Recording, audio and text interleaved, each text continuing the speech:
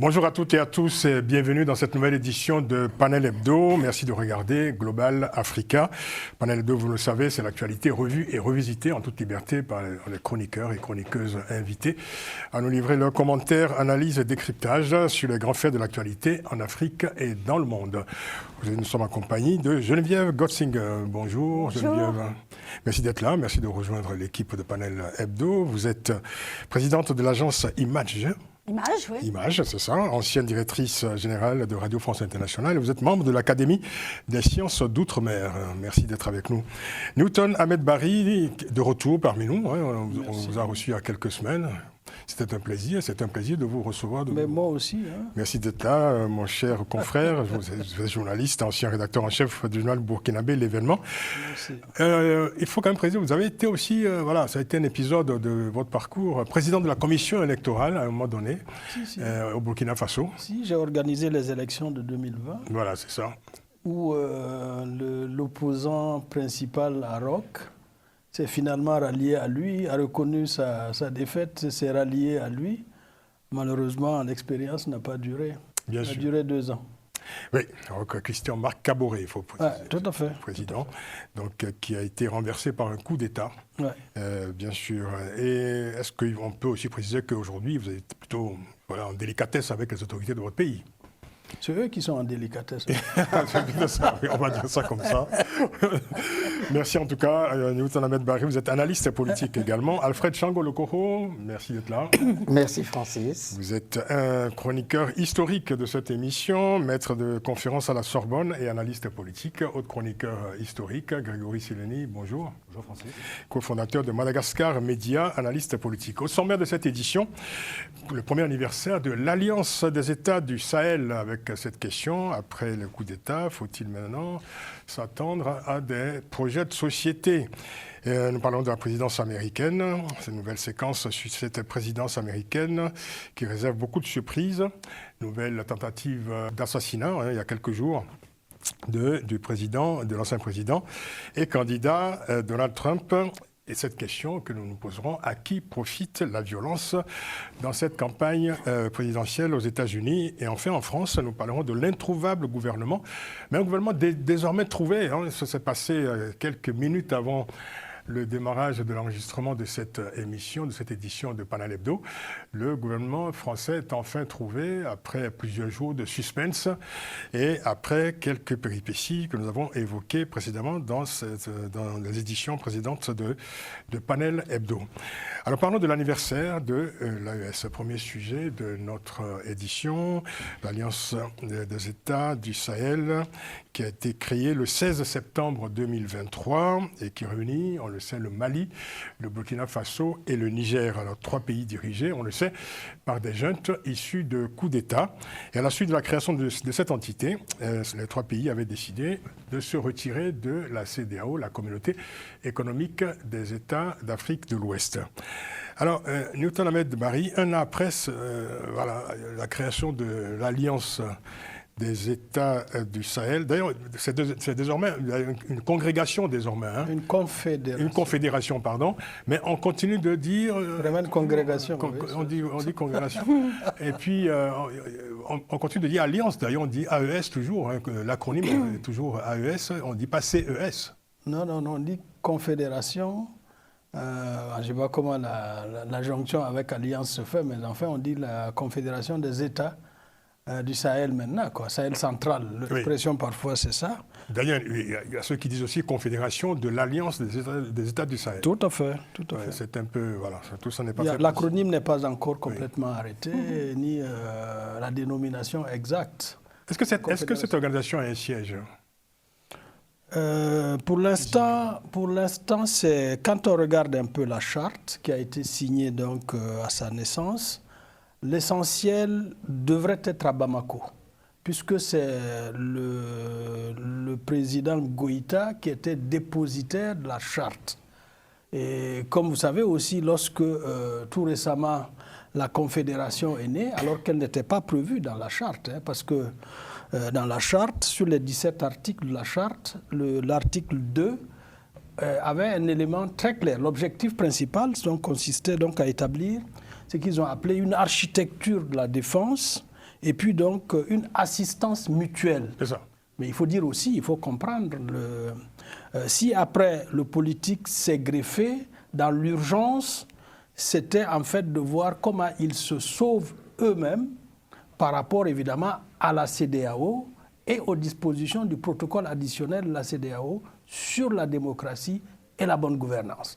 Donc, quand ils étaient deux, ils n'avaient pas suffisamment de force. Quand Tchani est venu les rejoindre, Tchani, le président du Niger. Voilà, Enfin, quand Tchani les a le président rejoints, putschiste du Niger. qui a fait l'un des coups d'État, je ne dirais pas les plus idiots, mais en tout cas Tout à fait absurdes. Donc, quand lui, il les a rejoints, en fait, il y a eu donc un continuum sahélien. À un moment, ils ont pensé peut-être avoir même le Tchad avec eux, mais comme ils n'avaient pas, je veux dire, les mêmes objectifs, à partir de ce trio-là, évidemment, ils commençaient à devenir assez forts. Mais principalement au départ, c'était pour se sauver de la CEDEAO et de la communauté internationale. Ouais. Alors, justement, sur le plan sécuritaire, alors je m'adresse toujours à vous, Ahmed. Il était question donc au départ de la profession de foi de l'Alliance des États du Sahel.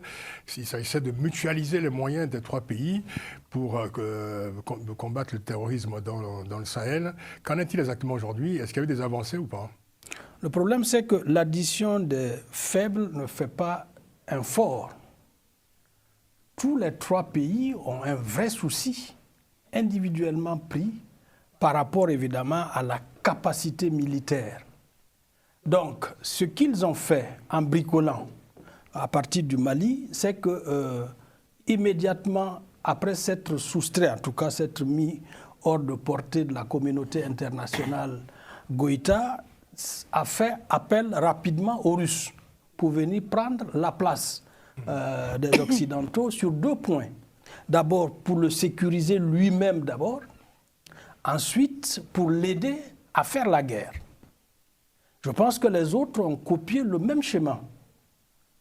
Progressivement, ils ont substitué donc la communauté internationale par les Russes.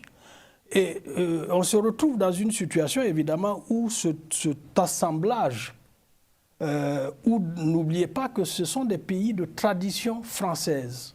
Donc, même du point de vue de l'armée, du point de vue de la doctrine militaire, c'est quand même davantage proche des Français et des Occidentaux que des Russes. C'est vrai qu'il y a eu l'intermède malien avec Modibo Keïta, mais grosso modo, à partir de Moussa Traoré, à la fin des années 60, le Mali s'est revenu dans le giron francophone, de façon générale de la puissance comme la France.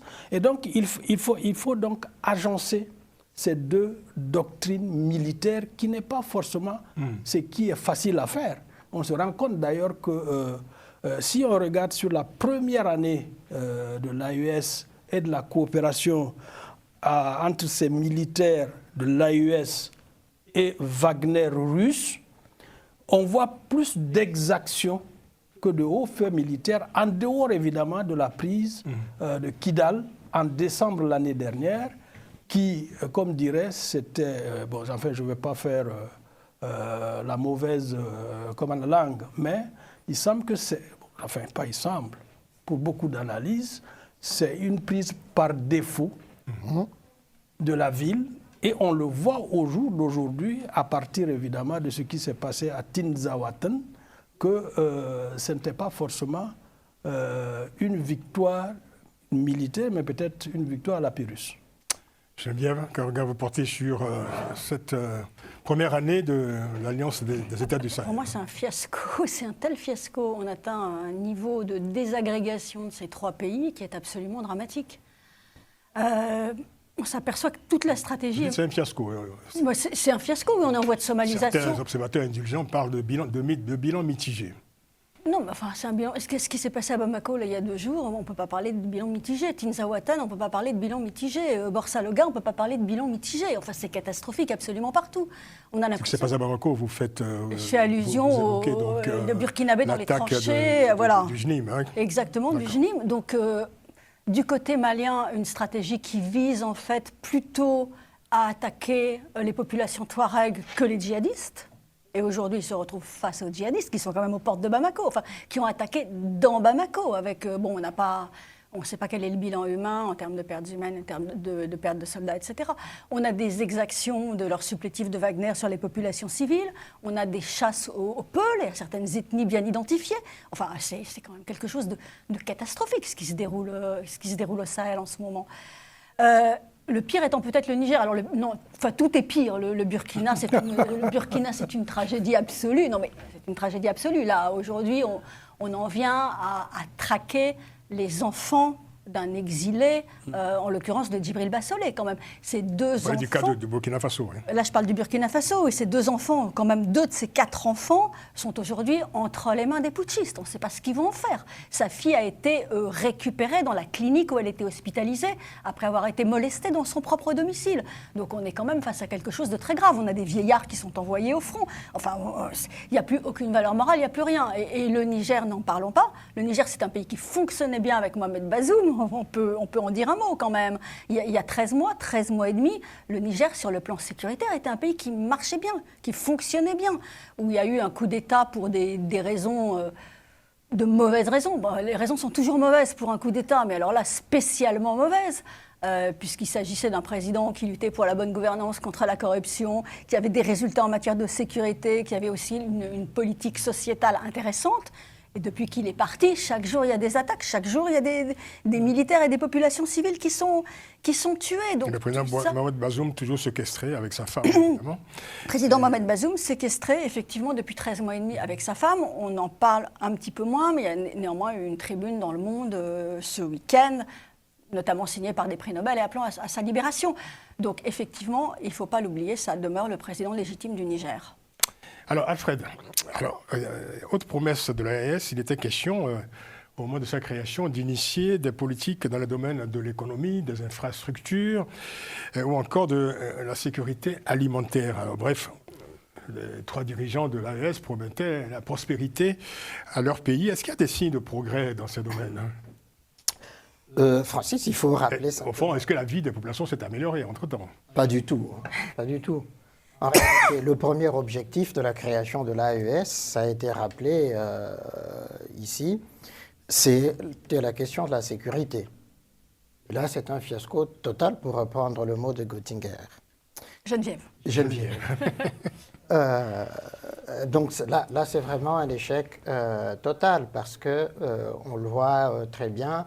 D'ailleurs, pour faire un pied de nez à Assimi Goïta, qui annonçait... qui se gargarisait de succès militaires de sécurité. Et pour lui faire un pied de nez, mais justement, les djihadistes, le JNIM est venu jusqu'à Bamako. Donc pour lui dire, vous êtes en train de raconter de Kalambreden aux Maliens, nous sommes capables de vous frapper quand nous voulons, où nous voulons. C'est ce qu'ils ont fait. Évidemment, sur le plan économique, tant que toute la politique de ces 3 pays, de ces 3 putschistes, était concentrée autour de l'objectif de sécurité, c'est une question qui vient au second plan. Ce qui fait effectivement que la situation économique, la situation sociale de ces pays-là n'a pas du tout changé dans le sens du bien. Au contraire, il y a une forme de stagnation. Pourquoi? Parce que justement, on ne peut pas... si on prend le Burkina Faso, dans l'arrière-pays, les paysans, les agriculteurs, etc., ne peuvent pas travailler parce qu'ils sont sous la menace permanente des terroristes. De la même façon au Mali.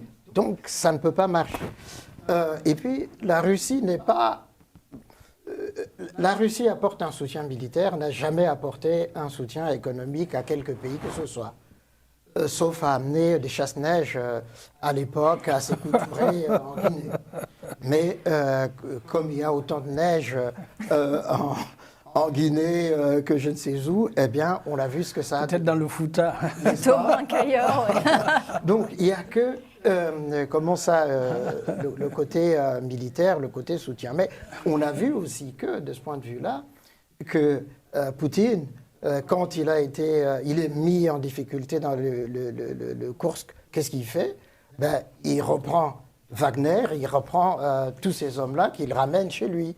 quand il est en difficulté. Alors, on va continuer à passer quand même en revue les promesses faites au moment de la création de l'AES. Donc, on a été aux questions économiques, infrastructures, la sécurité alimentaire. Vous nous dites donc il n'y a pas eu d'avancée sur ce point-là.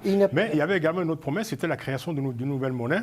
Il faut quand même préciser que voilà, les 3 pays ont quitté effectivement la CEDEAO, mais sont restés au sein de l'UEMOA, l'Union économique et monétaire d'Afrique de l'Ouest. Et pour l'instant, ils s'en accommodent très très bien. Absolument. Alors, qu'en est-il donc de la création de cette nouvelle monnaie? Est-ce qu'il s'agit simplement, je dirais, d'incantation populiste? C'est un vœu qu'ils ont émis, mais on ne crée pas une monnaie d'un claquement de doigts. Mais leurs partisans y croient. Évidemment. On ne crée pas une monnaie d'un claquement de doigts.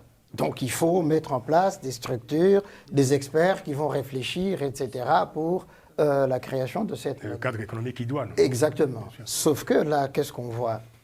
C'est assez paradoxal, puisque dans la charte, je crois c'est dans le préambule ou l'article 1er, ils restent toujours attachés à la CEDEAO. Mais de l'autre côté, ils disent qu'ils sont partis. En réalité, ils sont pris dans les taux de leurs propres mensonges, au fond, ces 3 putschistes.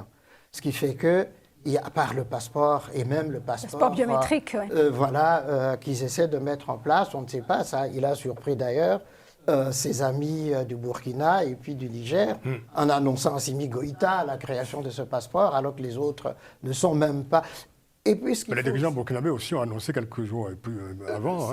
Leur passeport sur lequel, ce qui est frappant, c'est qu'il n'y a plus de mention de la CEDEAO, mais il n'y avait pas non plus la mention AES. Ah oui, exactement. Or, pour ce nouveau passeport, en PPP, vous savez, les marchés passés par la voie nouvelle, évidemment, où un opérateur prend tout en charge, mais évidemment, on sait comment ça se passe.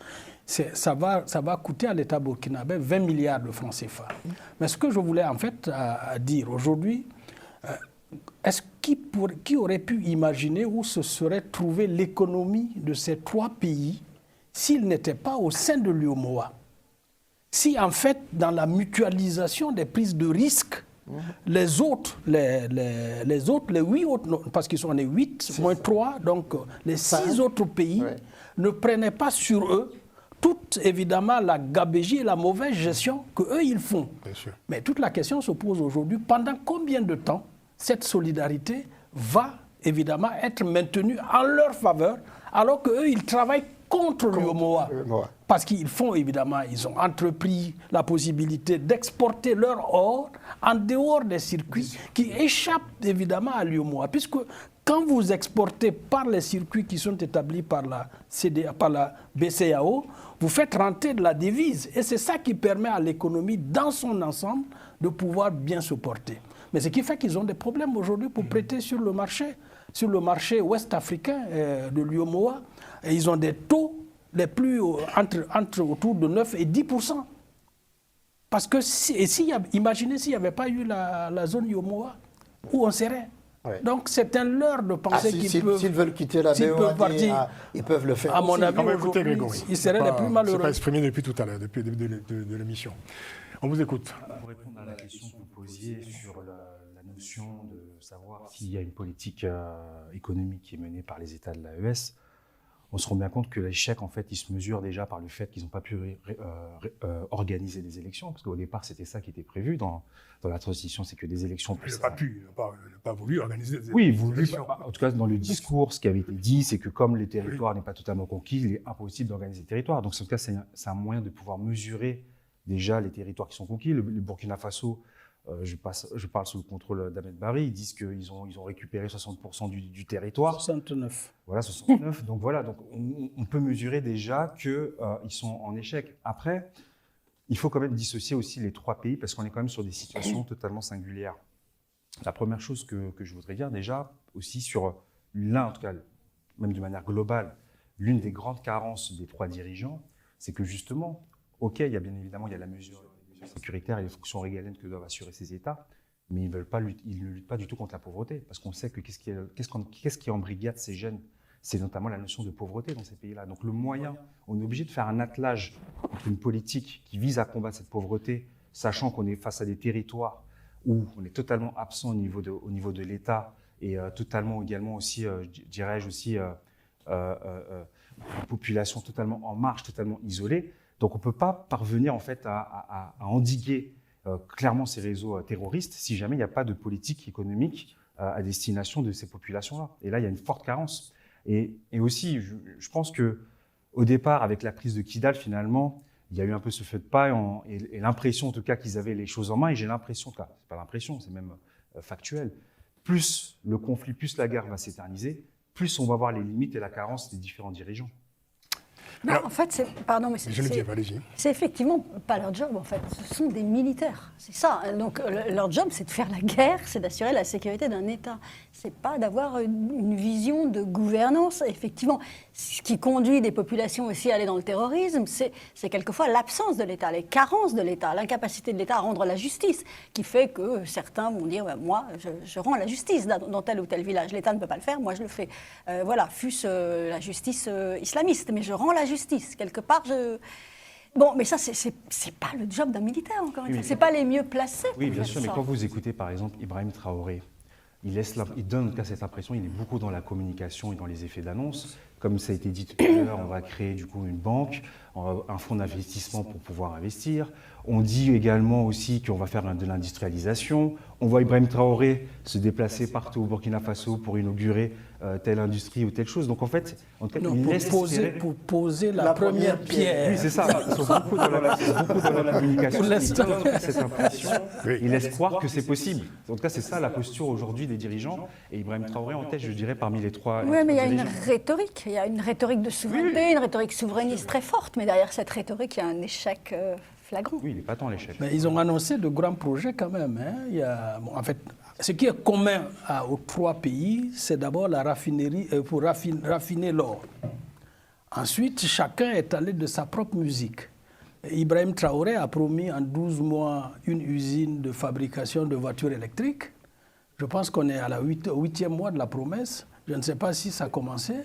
Et ainsi de suite. C'est-à-dire qu'en fait, ce n'est pas sur cette question-là qu'il manque d'imagination. Le vrai problème, factuellement, c'est que la guerre coûte extrêmement cher.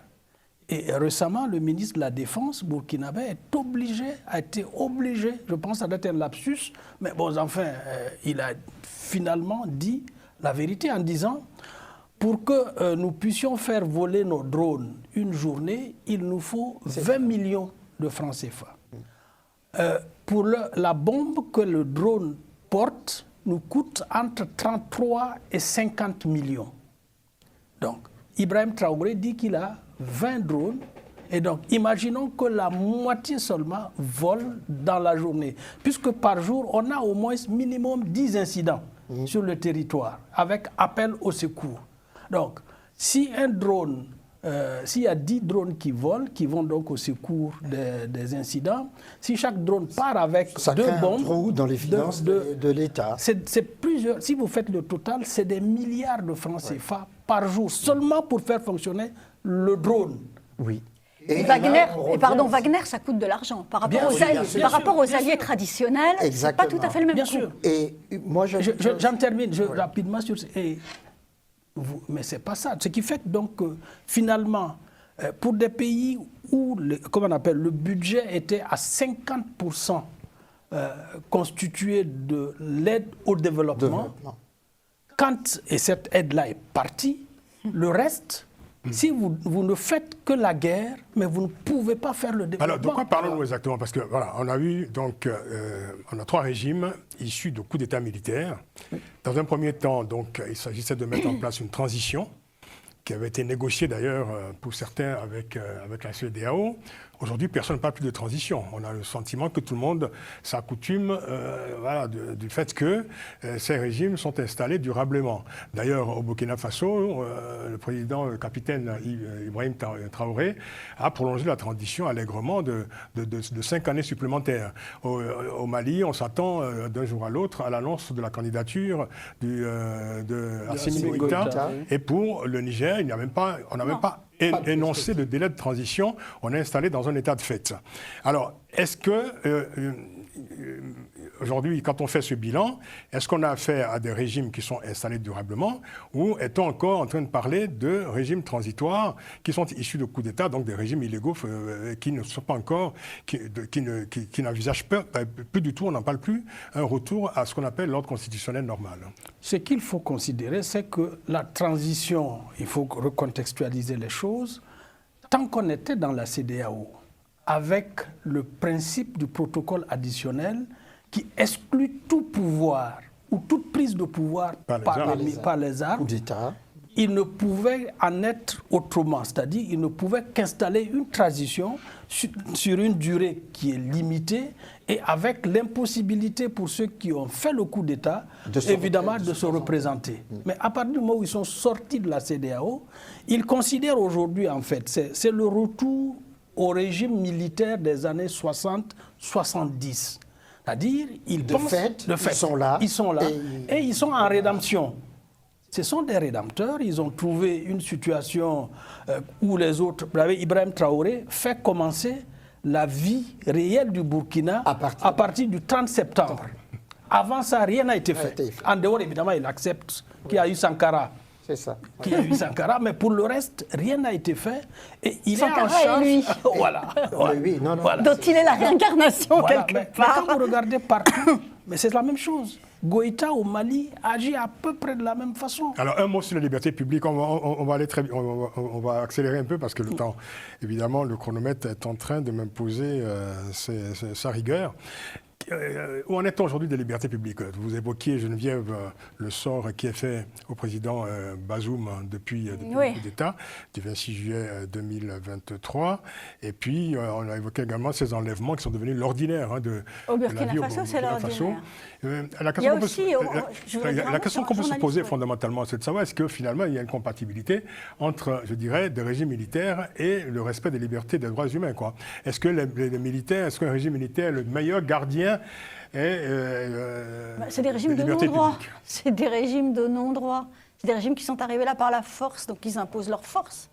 Il y a une autre chose dont je voudrais parler. Je voudrais juste dire un mot d'un de nos confrères, enfin d'un journaliste qui a disparu depuis plus de 2 semaines, quasiment 3 semaines maintenant. Dans quel pays? Au Niger aussi. Au Niger. Au Niger aussi. Serge Mathurin, qui a disparu corps et biens. Il a été convoqué à la gendarmerie. Il est accusé de je ne sais quoi, enfin sans doute trahison. Voilà, on ne sait pas où il est. Son épouse ne sait pas où il est. Il est arrivé là.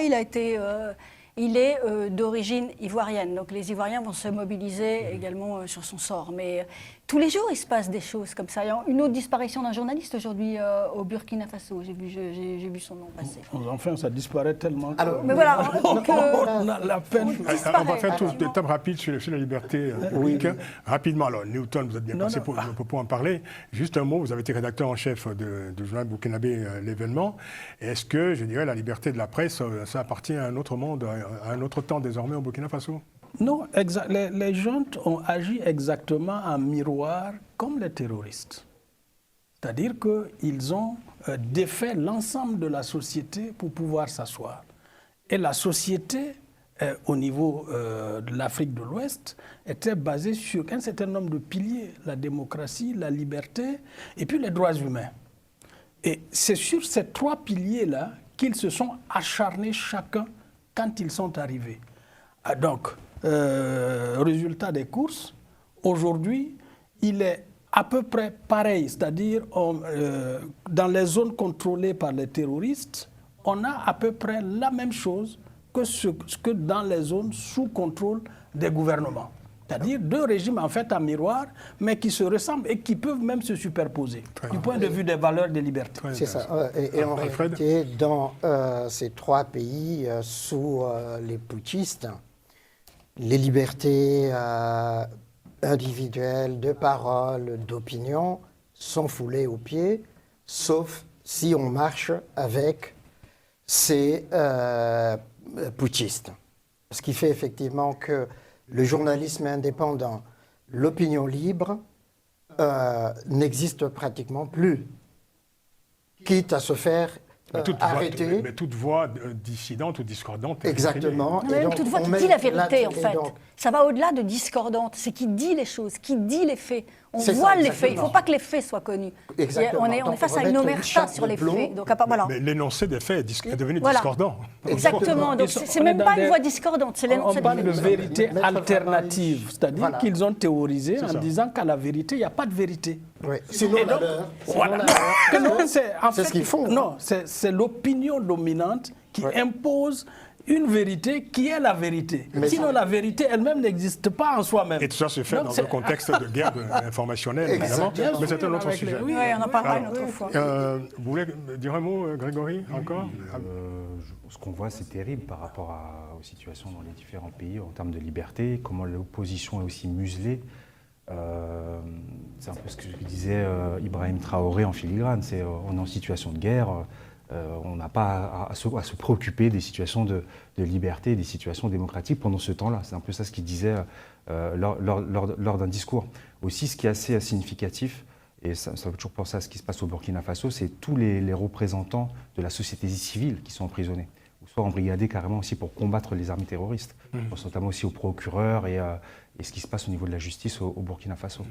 Alors, il y a un autre pays quand même, la Guinée-Conakry, qui est dirigé par un régime issu de coup d'État de la même période et qui a refusé de rejoindre l'AES. Ça vous inspire quelle réflexion rapidement, Newton? Non, peut-être qu'il n'a pas aussi... enfin, dans son petit coin, il fait à peu près la même chose que les autres. Sans avoir besoin de rejoindre l'AES, vous voulez dire. Voilà. Alors, une autre question rapidement, parce qu'il faut forcément l'évoquer. En janvier prochain, la CEDEAO devra définitivement acter la sortie de 3 pays de l'AES de cette organisation. Est-ce qu'un coup d'État un coup de théâtre est encore possible? La CEDEAO a confié la tâche de les ramener à la sagesse à Diomaye Faye, donc le président sénégalais, Bassirou. C'est de dire, mais oui, il faut rencontrer ces chefs d'État, puisque vous aviez commencé la mission avant, vous allez jusqu'au bout pour les ramener à l'ordre. Est-ce qu'ils vont revenir dans l'ordre de la CEDEAO? C'est très problématique, parce qu'il s'est heurté à une fin de non-recevoir de la plupart d'entre eux. Celui qui semble un peu modérer un peu son propos, c'est Tchani. Ah oui, Par rapport aux autres. du Niger. Ah oui, oui. Il est moins dans... D'ailleurs, on ne l'entend pas beaucoup sur la création de la monnaie et des choses comme ça. Pourquoi? Parce que lui, il a le pétrole. Il a le pétrole qui commence à couler au Niger. Et il a besoin, justement, du Bénin pour l'évacuation à Ça ne se passe pas très bien d'ailleurs. n'est-ce pas? Exactement. Et puis de Fort qui est là pour les... Alors, Fort, c'est le président du Togo, pour ceux qui ne le sauraient pas. Exactement. D'accord. Fort Yacingbe. Oui. Niger, pays où il n'a même jamais été question d'une transition, en fait. Hein. Exactement. Oui, absolument. Niger, où Tout à fait. Les instances ne sont pas encore mis en place. Non, Les pas- Nigériens, en fait, ils sont restés gelés depuis le 26 juillet 26 juillet. jusqu'à présent, Et puis, du point de vue... l'autre voilà. point, ce qu'il faut dire, c'est le recul de la CEDEAO, qui était parti debout pour dire, on va faire la guerre, et puis après, ça a rétropédalé. Et au fond, Bon. ça a conforté en une certaine manière ces putschistes-là, en se disant, plutôt que ajouter la guerre à la guerre, on va négocier, d'où justement les initiatives qui sont prises par rapport au président. Enfin, vous n'imaginez pas un coup de théâtre parce que le en fait, scénario- le revenir scénario sur probable. la CEDEAO, c'est accepter de nouveau les contraintes. Non, et le les scénario, obligations qui sont liées est en train d'être discuté, Oui. c'est qu'ils sortent comme État et ils rediscutent une coopération C'est ça, AES-CEDEAO. c'est ça. Donc, dans ce moment-là, ils auront tous les avantages de la CEDEAO sans Sans les en avoir contraintes. les contraintes. Bien sûr. Maintenant, la question de fond, ça va être la question des fonctionnaires. Parce qu'il y a beaucoup de fonctionnaires de ces 3 pays qui sont au siège de la CEDEAO. Exactement. Et il y a beaucoup Et qui y sont d'institutions. Et qui sont toujours, oui. Oui. Et il y a beaucoup d'institutions de la CEDEAO qui sont à l'intérieur de chacun des pays. Comment on va faire ça? Parce qu'il y a même une des grandes institutions qui s'occupe de la santé en Afrique de l'Ouest qui fait vraiment un travail extraordinaire qu'on appelle l'OAS, qui se trouve à Bobo-Dioulasso et qui fait un travail formidable. Ça veut dire qu'à partir de janvier, cette organisation devrait cesser Maintenant, on va voir la formule qu'ils sont en train de trouver. On verra si elle marchera, si la CEDEAO sera d'accord, mais on verra. Et il y a beaucoup de populations immigrées aussi. Je pense par exemple à la Côte d'Ivoire. Il y a une forte communauté malienne, il y a une forte communauté burkinabé. Bien sûr. Voilà. Comment on gère ça? Jusqu'à présent, ils s'y installaient assez librement. On aura forcément l'occasion d'y revenir à cette actualité du Sahel, parlant présent de la présidentielle américaine. Nouvelle tentative d'assassinat, non encore confirmée, parce que pour l'instant, l'enquête se poursuit. L'intéressé qui a été arrêté est considéré comme, disons, détenteur illégal, en tout cas il est accusé plutôt, il est mis en examen, ou inculpé comme on dit là-bas, de port illégal d'armes, et on précise qu'il n'avait pas l'intention, rien ne prouve qu'il avait l'intention de tirer sur Donald Trump. Alors on parle donc de cette nouvelle tentative d'assassinat de Donald Trump, 3 mois après la précédente tentative. C'était donc, tout ça s'est passé le 15 septembre dernier. Alors quel peut être l'impact de ces événements récents sur la campagne, Alfred? Ça, moindre. Par rapport par rapport à la première tentative, au premier attentat que justement Trump a détourné d'une oreille. Et c'est formidable. Et là, pour cette première fois... Vous dites que c'est formidable. Mais parce que, justement, après, pour ses partisans et puis les évangéliques, là-bas, c'était il a la main de Dieu autour. Mais il exploite toujours ça, parce que hier encore, il était en meeting. Voilà, en tout cas cette semaine, il était en meeting et il disait ma vie a été sauvée, nous allons faire revenir la religion aux États-Unis. C'est ça, voilà. Et il y a toutes les églises évangéliques qui sont aujourd'hui mobilisées pour... Mais ça ne change strictement rien par rapport à sa campagne. Ce sont des gens qui lui sont acquis depuis toujours. Deuxième tentative, et là, effectivement, c'est très problématique. C'est très problématique. Et certains se disent, mais comment cet homme, il s'est aposté autour de son golf pendant 12 heures sans que personne l'aperçoive. Et il a fallu, lui qui était au 5e trou de son golf, qu'un agent de service secret passe par là, qui voit une arme, qu'il tire, et puis il n'a même pas tiré. Donc c'est pourquoi je dis, pour ça, l'effet est moindre. En revanche, sur la question de la violence politique, on va revenir, on va faire un tour de table. En attendant, Donald Trump accuse Kamala Harris et dit notamment que le suspect adhérait au discours de Biden et Harris et a agi en conséquence. Mais c'est toujours très élégant. Mais c'est de bonne guerre. Il est dans une tentative de victimisation. C'est logique qu'il fasse ça. Mais ça marche. Je ne suis pas... Auprès d'un certain électorat, ça fonctionne. Oui, bien sûr. Auprès d'un certain électorat, ça fonctionne bien sûr. Mais je ne suis pas certaine que ça ait un impact. Mais je suis assez d'accord avec vous. Je ne suis pas certaine que ça inverse la dynamique de campagne. Voilà. Maintenant, ça va être une élection très serrée. On le sait de toute façon. Il y a eu une petite dynamique Kamala quand elle a pris la place de Biden, quand elle a remplacé Biden en tant que candidate démocrate. Mais... Depuis, on a l'impression que... C'est du pain béni, si je puis dire. C'est dans un mouchoir de poche. Pour les électeurs exaltés, pour les fanatiques de Donald Trump, c'est du pain béni. Oui, non, bien sûr. Sauf bien que sûr, ça l'aide plutôt. Ils n'ont plus besoin d'être convaincus, je pense que... Ils le sont déjà. Ils le sont déjà. Voilà. Donc, la plus-value, à mon avis... est moindre aujourd'hui, je pense. Mais sauf, moi, je ne veux pas être dans la théorie des complots, mais moi, j'ai lu un petit truc et ça me rappelle François Mitterrand.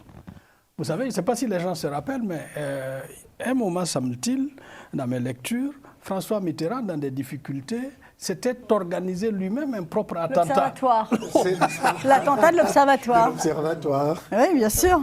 Donc je me demande si, finalement, Trump n'est pas dans cette... mais personne n'osait dire ça, mais vous l'avez osé. Mais il y a quelqu'un aux États-Unis qui a soulevé justement cette hypothèse. Cette hypothèse, justement, en disant, mais... est-ce que ce n'est pas un contre-feu qu'il a tenté d'allumer après ses propos sur les animaux qui mangent des chiens, qui mangent les Haïtiens qui mangent des chiens, des chats. Et voilà, exactement. À Springfield. N'est-ce pas? On sait que les Haïtiens à Springfield mangent les animaux de compagnie. Et donc, il va se rendre justement à Springfield Bah oui. dans 2 semaines. Pour le Pour sauver les pets. Exactement. En attendant, il a quand même mis une sacrée pagaille à Springfield, parce que même le Ku Klux Klan est sorti pour chasser désormais les Haïtiens. Les Haïtiens ne sont pas très heureux. Et puis, ce qui est intéressant, c'est que le gouverneur, qui est républicain, et puis le maire de Springfield, tous sont condamnés fermement les propos Oui, d'eux. absolument. Et puis, on a vu beaucoup d'habitants de Springfield aller dans les restaurants haïtiens pour partager. Le gouverneur a pris Et ses d'ailleurs, distances, carrément. oui, carrément. Et ce qu'il dit aujourd'hui, c'est qu'ils ne veulent pas que Trump vienne. Ils ne veulent pas qu'il vienne à Springfield. Donc, Et malgré cela, il est toujours au coude à coude avec Kamala Harris. oui, tout à fait. Tout à fait. Grégory? Ce que l'on aperçoit, c'est relativement inquiétant et ça montre un peu l'état de la société américaine qui est totalement fracturée et scindée par ces deux camps. Et ça laisse même augurer des choses assez inquiétantes pour la suite. Parce qu'en fait, quand on voit cette Amérique divisée en deux, on se dit que quand bien même ce serait Kamala Harris qui l'emporterait, on se demande comment réagirait du coup le camp adverse et le camp de Trump quand on sait ce qui s'est passé au Capitole. Et si c'était Trump qui arriverait aussi également au pouvoir avec cet extrémisme, ce qui le caractérise aussi, on se demande comment ça va réagir dans cette Amérique qui est totalement divisée. Moi aussi, je m'inquiète aussi parce que ça révèle quand même les crises qu'on est en train de vivre dans les démocraties occidentales. Quand on voit ce qui se passe quand même au sein de la première puissance mondiale, voir un ancien chef d'État qui fait l'objet d'une tentative d'assassinat. C'est vrai que ce n'est pas la première fois aux États-Unis. Hein. Ouais. Il y a déjà eu plusieurs faits. Ça, il faut aussi le souligner. Mais on a vraiment... quand on regarde, en fait, nous, ici, d'un regard extérieur, ce qui se passe aux États-Unis, on a l'impression d'être dans une saison d'House of Cards, ce qui est assez inquiétant quand même. On n'a jamais vu autant de faits marquants. Un candidat quand même, président sortant, qui s'est retiré, remplacé par Kamala Harris, 2 tentatives d'assassinat. On a vu aussi ce qui se passe maintenant dans l'État d'Ohio, à Springfield, avec ce qu'a dit Donald Trump. Donc moi, je suis assez inquiet par ce qui se passe aux États-Unis parce que ce n'est pas quelque chose d'anodin. Vous n'êtes pas le seul à être inquiet parce que les observateurs les plus avisés parlent d'une montée, d'une recrudescence de la violence politique.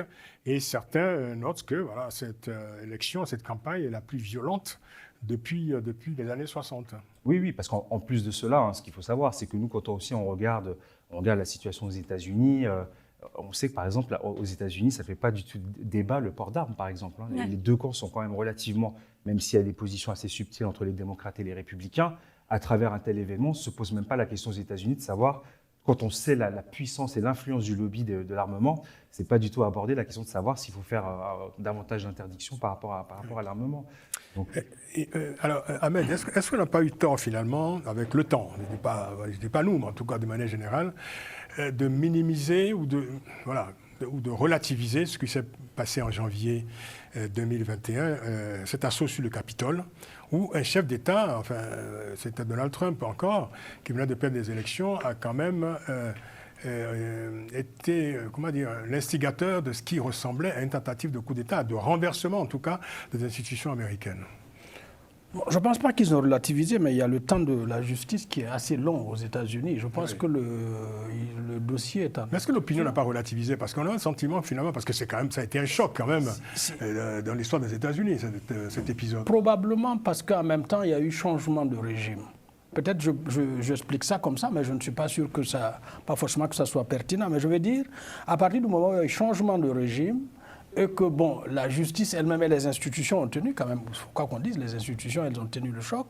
Donc finalement, on s'est dit que la démocratie ou les institutions reprennent leurs droits. Oui. Peut-être c'est ce qui a fait qu'il n'y a pas eu beaucoup de remous, mais imaginons, si c'était l'inverse, je ne sais pas comment ça se serait passé non plus. Oui, moi, mais... je pense... oui. Allez-y. Moi, je pense que j'ai vu un point de basculement. Moi, je trouve ça très grave, ce qui s'est passé au Capitole, et qu'il ne faut pas le relativiser. Il y a aujourd'hui de plus en plus de défiance aussi aux États-Unis envers les institutions américaines. Et c'est relativement grave. Il n'y a plus de consensus autour des institutions. Il y a une plus grande acceptation de la violence aussi. Elle est consubstantielle à l'histoire américaine, la violence politique.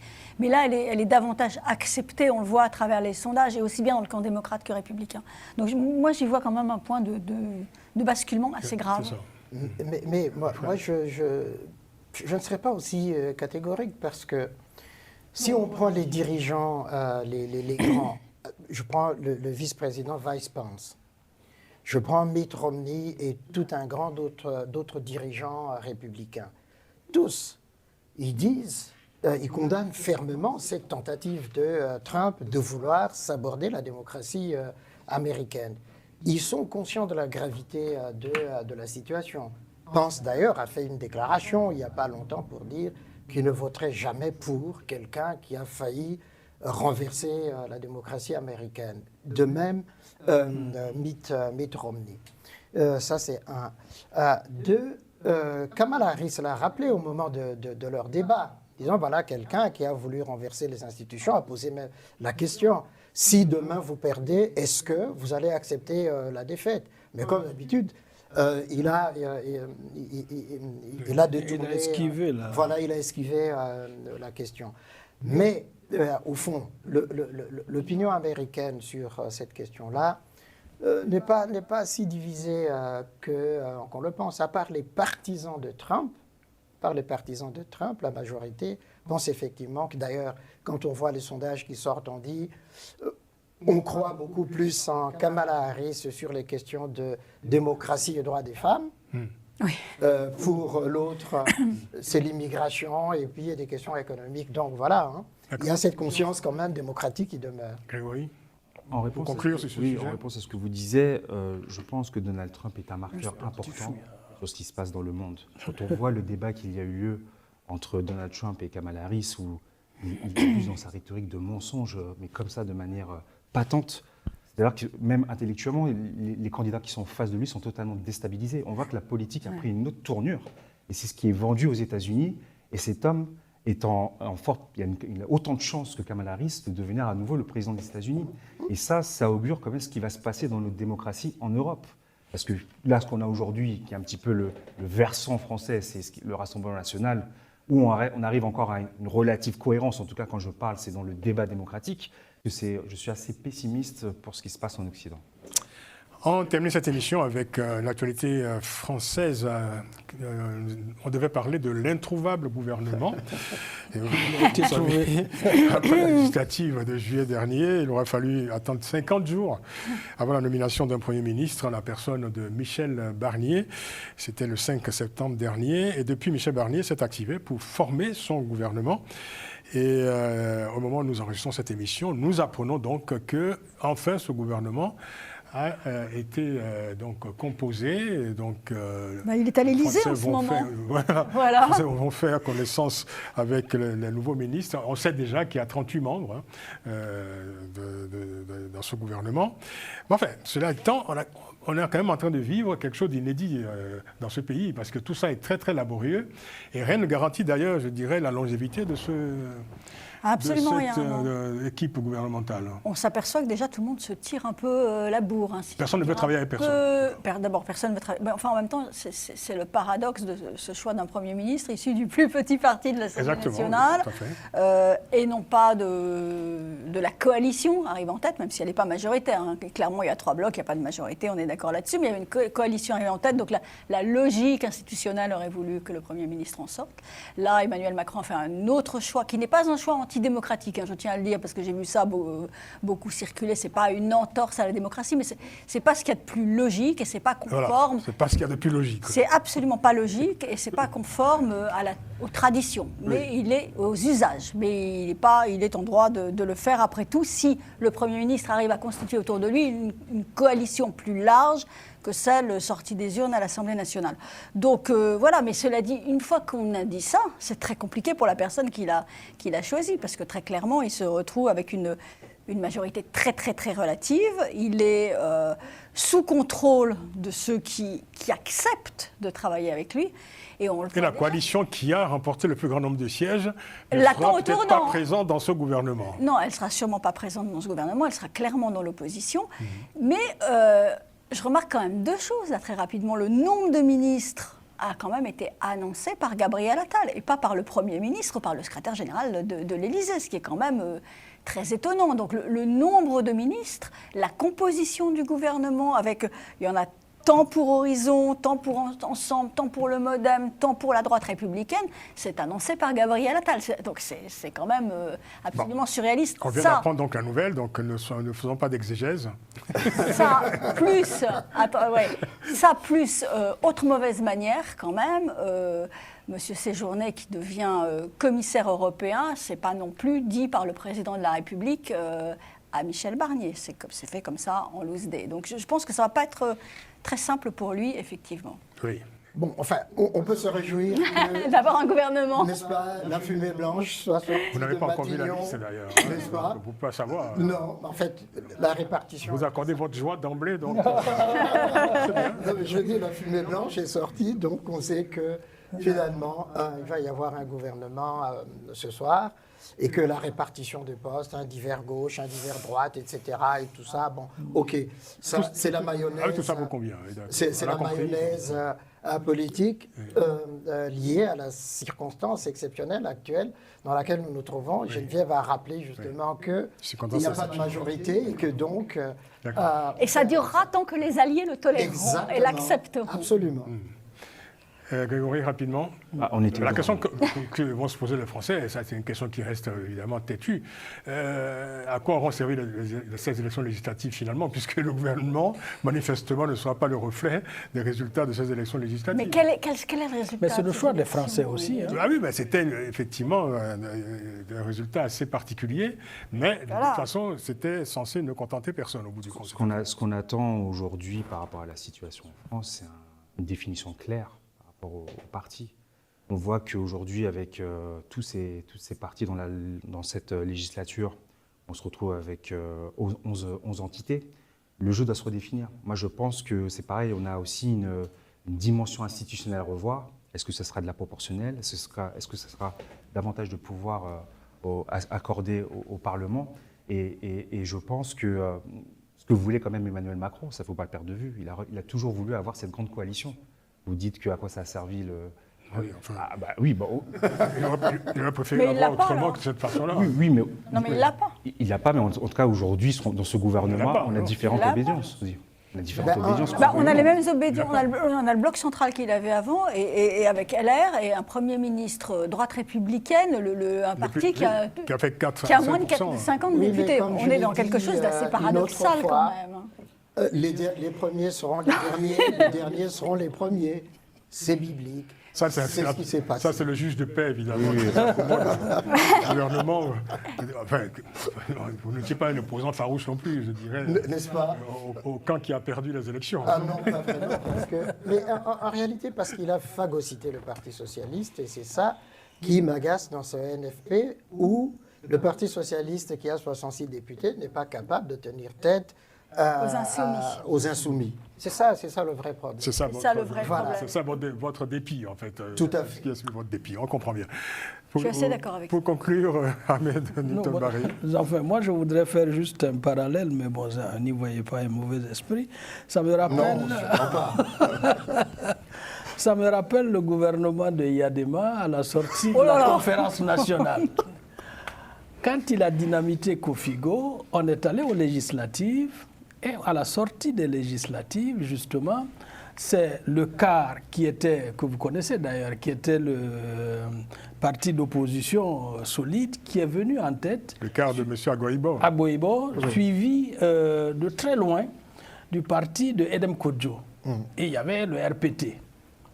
Et donc, Yadema a refusé de nommer Agboibo comme Premier ministre, et il est allé nommer Edem Kodjo. Qui avait à peu près 20 ou 25 députés dans l'Assemblée nationale. Donc vraiment, enfin, je ne dis pas que la France a été rattrapée par ses colonies, mais bon. Merci en tout cas de forme très intéressant. Merci d'avoir rendu universel ce sujet et d'avoir élargi le spectre. Merci beaucoup. C'est la fin de cette édition de Panel Hebdo. On était en compagnie de Geneviève Gotzinger. Merci d'être venue, Geneviève. J'espère que vous reviendrez. Merci à vous de m'avoir invité, avec plaisir. Oui. Newton-Barry, merci d'être venu. Merci.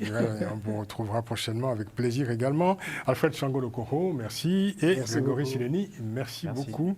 Merci à toute l'équipe technique de Global Africa. Rendez-vous la semaine prochaine pour une nouvelle édition de Panel Hebdo. D'ici là, prenez soin de vous et surtout, n'oubliez pas, prenez grand soin de la beauté des choses. Essayez en tout cas.